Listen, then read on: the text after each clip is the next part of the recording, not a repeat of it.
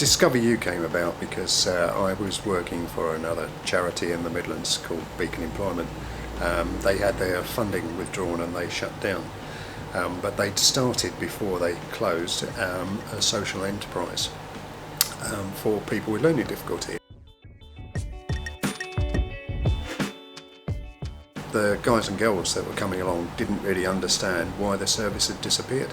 So myself and Mike Rowbottom, who you'll see in the workshop, decided to set our own Discover You up. We started in Brierley Hill, and we've now moved to Wollaston, where we have a workshop, a garden, a tea room and a sewing room, and most of those places are busy every day.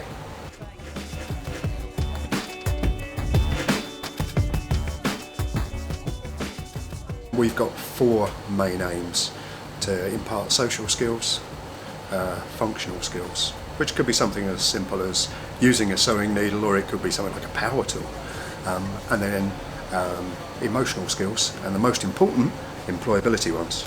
So we're aiming to teach all of these skills to the guys and girls who belong to the Discover You family, skills that will help them break down the barriers of getting into paid work.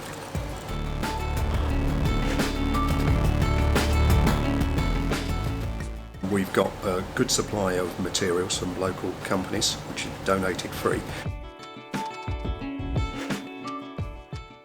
We recycle wood, we recycle fabric in our sewing room, and we recycle bottles which we get from local pubs and clubs. And so we turn those into saleable items.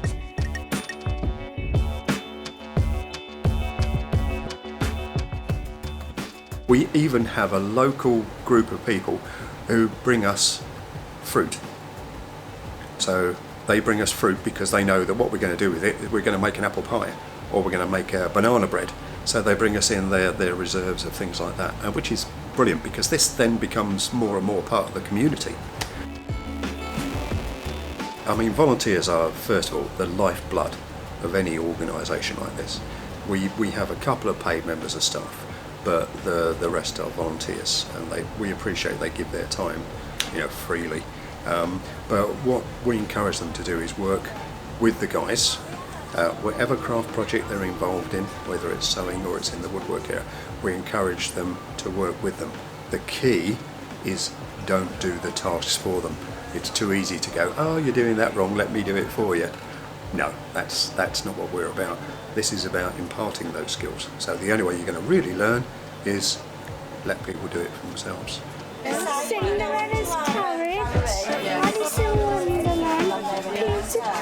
My name's Sue. I've been coming here for about 3 years, just over 3 years. I met Steve on the market stall in Kings Winford, where they were selling the goods that they make here. And I just retired, so Steve suggested I came and did a bit of voluntary work. So I used to come just half a morning a week, and then it just got under my skin, and I love the clients that come. You get involved with them all, help them to do different things, just chatting to them actually. I absolutely love it, and it's just a delight. And some of the work that's produced is just lovely, and it's great to see them achieve and to get a sense of pride out of what they've done. I do the stuffing and I do the hotels. I love it. The fact that they have a real reason to get up in the morning and they go to work, because this is work. Yeah, we don't run this as a craft centre where you make something and then you take it home. You make it so that it will be saleable, and everybody plays a very important part, whether it's in the design of a new concept, whether it's manufacture of something, or whether it's the sale of it at the end of it. Everybody's involved in that process right from the very start, and that means that they take a pride in what they're doing. They have a great deal of fun while they're doing it, of course, but it's going to work. It's just like everybody else. Why shouldn't people who have a slight disability be afforded that opportunity? I make all these sacks for to put the coffee beans in. Yeah, I love to sew. I've never done it before. It helps me in words. I learn new things. We go out and we do a lot of talks. They will tell their story of what they do at Discover You, you know, how they came here, their previous experiences, and what they now do. Yeah? So it's a very important message, and it's best delivered by the people that are going through the experience. We just recently opened a shop which we call The Cabin, and there we're going to have a stock of all the finished items, and we'll have people serving, probably during the warmer months, selling off all the items. Other than that, we do a Kings Winford market. It's most Saturdays, preferably when the weather's warmer. Some put things in there. That's for Easter. For Easter. Yeah. And you can also get these kind of things and put heart things. I don't know what's these hearts. Yeah, those are hearts. Yeah. Hearts, and put things on there.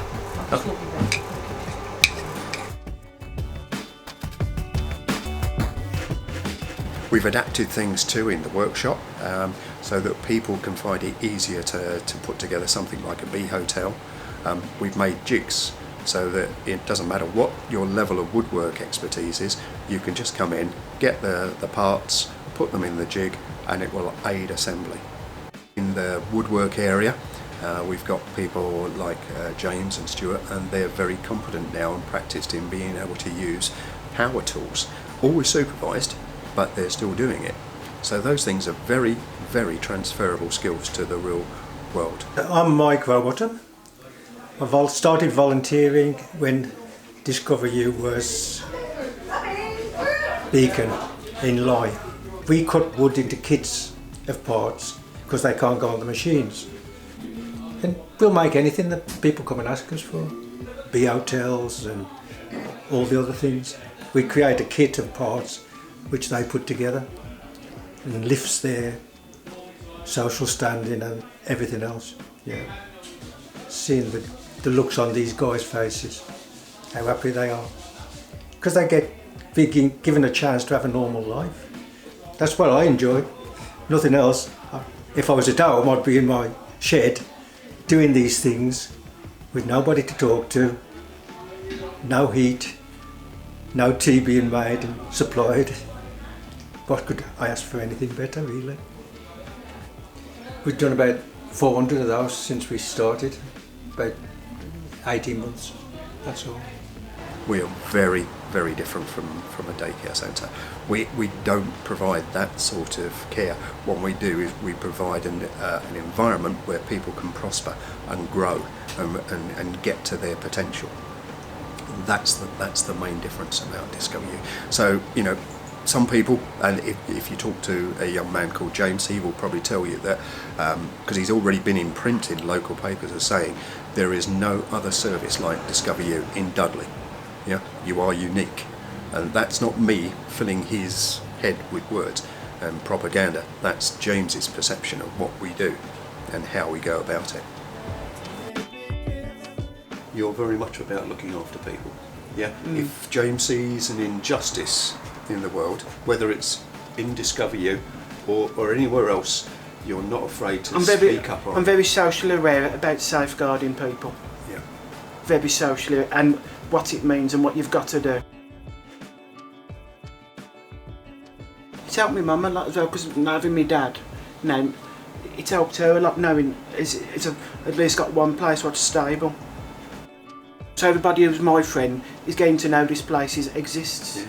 We're here to do work. Well, that's it. To enjoy ourselves. But not But yeah, not too much. throw a party every Not 5 minutes.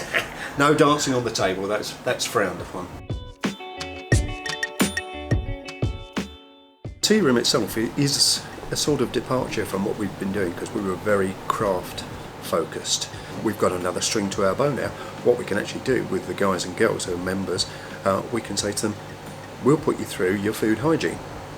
So they do a food hygiene course with us, and then having passed that, they can then work in the kitchen, they can serve customers.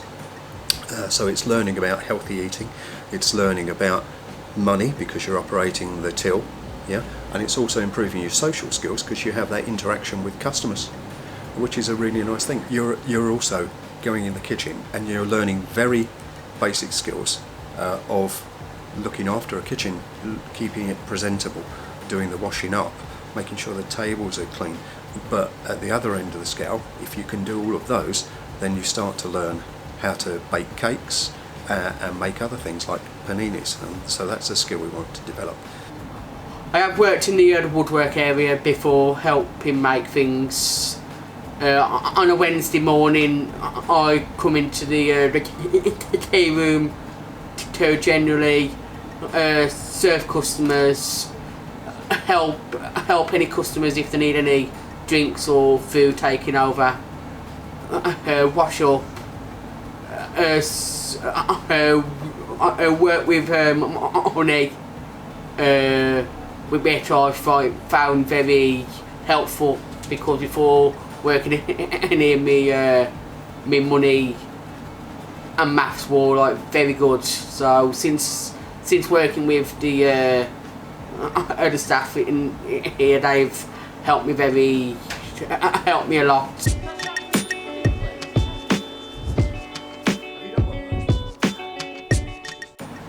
I like mixing with like new people, helping out if they need any help with like sanding, painting or anything like that.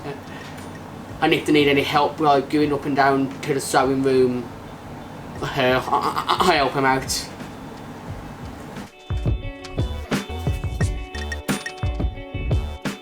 We actually set some goals with them so that they understand what it is, that we're going to help them achieve, but it's very much their goal.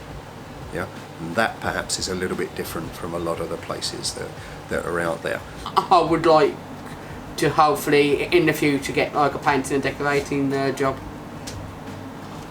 I did want to work in care before coming here, but since coming here I want to work more with like painting and decorating sort of thing. We're a fun place to work. We respect people's wishes, and as I said, we hope that they're going to achieve their potential while they're here. And I think our mantra has always been sort of the only bad thing in life is a bad attitude. You can do anything. These guys very often have been told, you can't do this because, and that's absolute rubbish.